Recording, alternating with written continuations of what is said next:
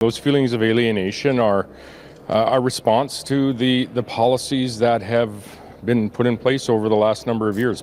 The frustration is at a very high level that there are key priorities provincially that we're communicating to the federal government, and we're just not seeing that reaction that we would hope. Ottawa overtaxing us. The Western provinces are officially done with Ottawa's systematic misbehavior and are now seriously considering complete separation from Canada. The talk of separation is getting stronger each day as shocking new information emerges from these Western provinces that might actually make this separation a reality. What I'm about to reveal will demonstrate how coordinated this movement has become and why 2026 could be the year that changes everything. Alberta will no longer tolerate having our livelihoods threatened, our industries targeted, and our resources landlocked by Ottawa. Danielle Smith has transformed from a cautious politician into the architect of Western independence, and her latest moves are absolutely stunning. The Alberta Prosperity Project has completely obliterated their signature requirements, collecting over 250,000 names when they only needed 177,000. That's a 70% overage that demonstrates massive grassroots support for separation. Smith has committed to placing the separation question directly on the 2026 provincial referendum ballot, creating a constitutional deadline that puts enormous pressure on federal politicians. Hashtag Alberta's separation is trending on X. Have a look at this tweet. See right here, the Alberta Prosperity Project already has 100,000 signatures on a commitment to vote yes on a referendum on Alberta's separation. Here's what makes this absolutely mind-blowing. Alberta isn't just threatening to leave, they're methodically constructing the legal infrastructure to make departure inevitable. The province generates a staggering 4.2 million barrels of oil daily, outproducing most OPEC nations, while contributing 14% of Canada's entire economic output, using just 11% of the population. Yet over the past decade, Alberta has sent $250 billion more to Ottawa than it received back in federal spending. That's a $250 billion wealth transfer that would make any region question their political arrangements. Our 70% of all tax dollars, we only collect 40%. Ottawa collects 60%, and then they use political means to transfer it. Smith's administration has become increasingly hostile toward federal interference in provincial jurisdiction, particularly regarding energy development and environmental regulations. The Premier has systematically documented how Ottawa cancels billion-dollar pipeline projects while simultaneously collecting massive tax revenues from the resources those projects would transport. This creates a devastating cycle where Alberta generates wealth that Ottawa redistributes to other provinces while blocking the very infrastructure needed to maximize that wealth creation. That is siphoned out of our system to go to Ottawa so that it can be spent mostly in Quebec, but also in other places that vote Liberal. We have been watching this for years. The equalization payment system has become Smith's primary evidence of federal abuse. Alberta contributes billions annually to a system that sends over $13 billion to Quebec, the same province that actively opposes Alberta's pipeline development through environmental lawsuits and political lobbying. This arrangement forces Alberta taxpayers to subsidize the very provinces that sabotage their economic development, creating resentment that extends far beyond typical federal-provincial tensions.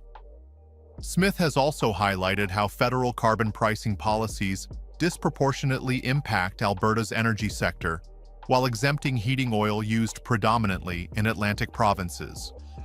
This selective application of climate policies demonstrates federal willingness to punish Western energy production while protecting Eastern Canadian interests, further fueling separatist sentiment among Alberta voters who see themselves as second-class citizens in their own country. This province, that this government has opposed every step of the way since I've been leader and prior to that under my predecessor. Scott Moe officially opposes separation, but his government has quietly aligned provincial referendum laws with Alberta's playbook, creating a template that other provinces are studying with concerning intensity.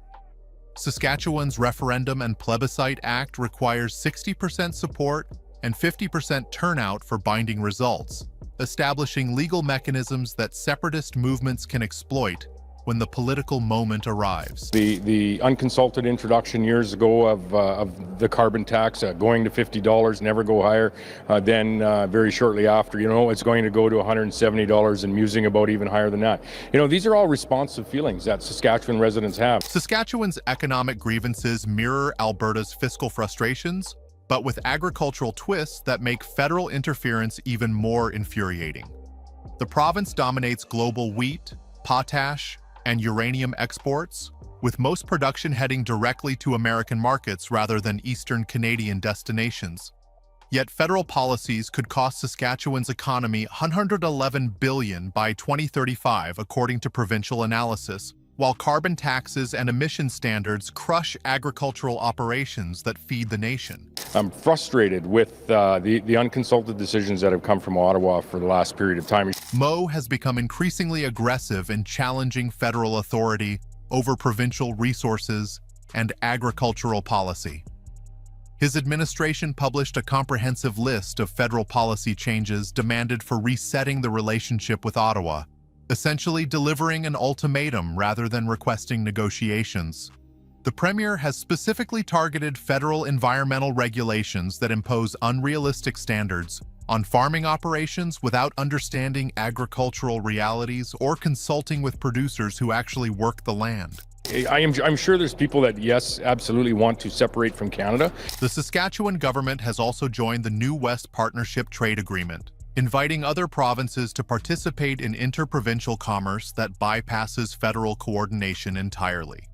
This strategic move demonstrates how Western provinces can cooperate economically without Ottawa's involvement, creating precedents for deeper integration that could evolve into political confederation independent of federal oversight.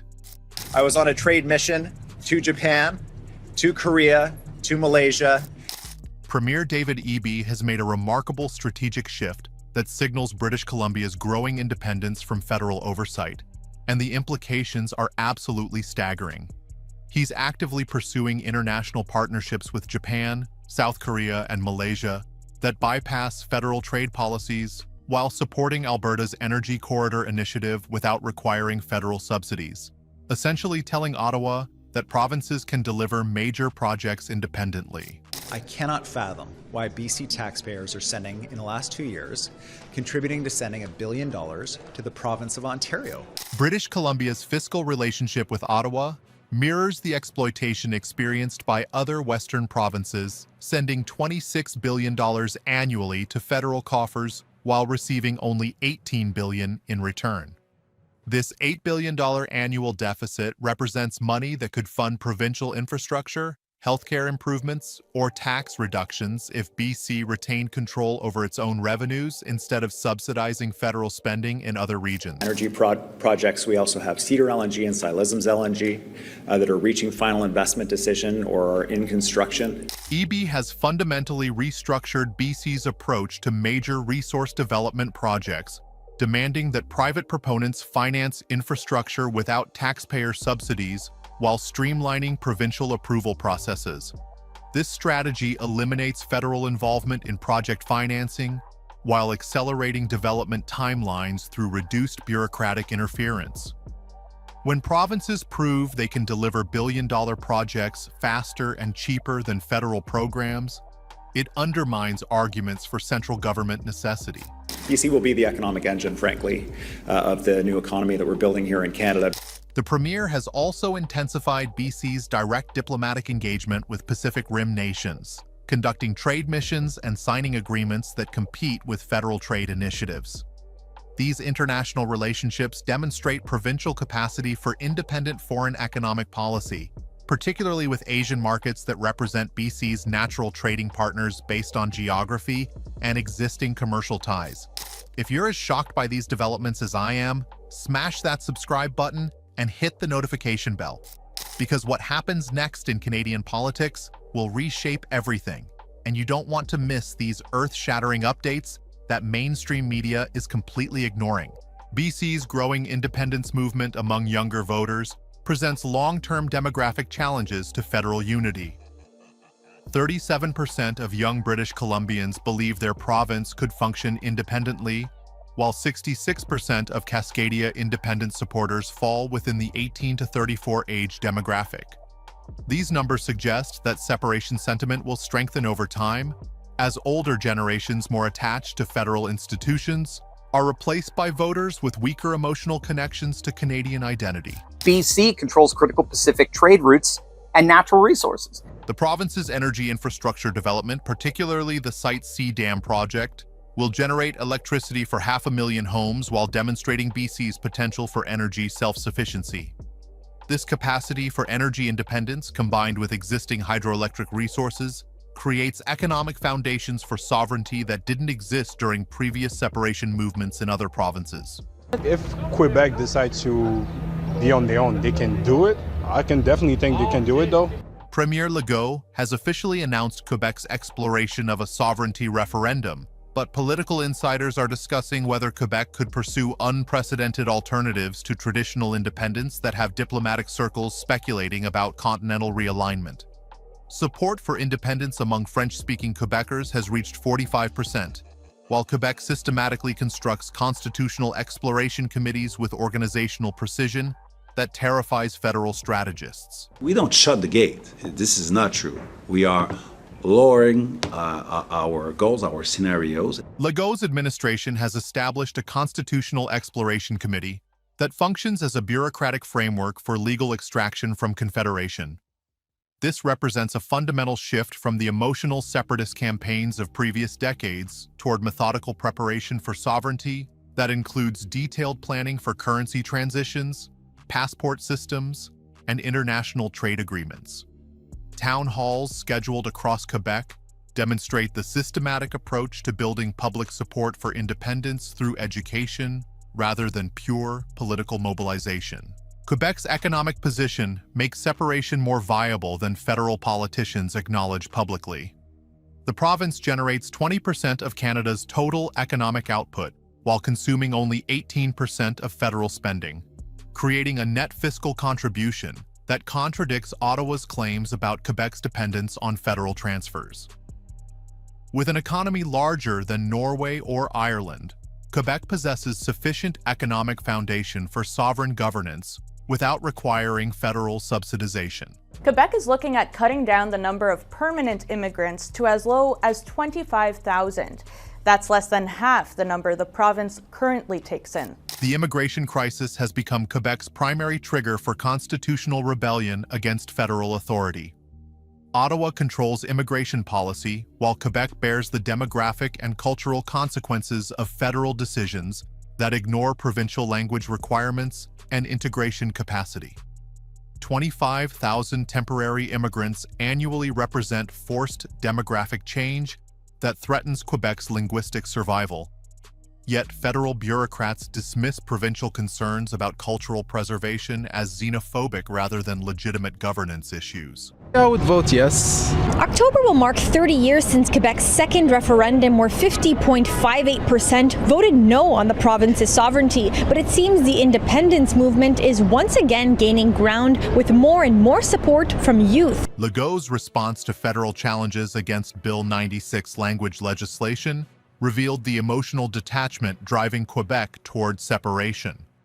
When federal politicians suggested supporting Supreme Court challenges to Quebec's language protection laws, the premier delivered what observers characterized as a political breakup speech that signaled the end of Quebec's emotional investment in Canadian federalism. BC signed on with Alberta, Manitoba, Saskatchewan at the Western Premiers Conference for a corridor running from Manitoba to Prince Rupert. Manitoba remains the wild card in Western separation discussions, with the Western Canada Party advocating for a four-province confederation including British Columbia, Alberta, Saskatchewan, and Manitoba plus territories. This model would create a resource-rich nation stretching from Pacific coastlines to prairie heartlands with sufficient economic diversity and natural resources to function independently from Eastern Canadian political control. Manitoba's agricultural and mining sectors face similar federal interference patterns that drive separatist sentiment in neighboring provinces.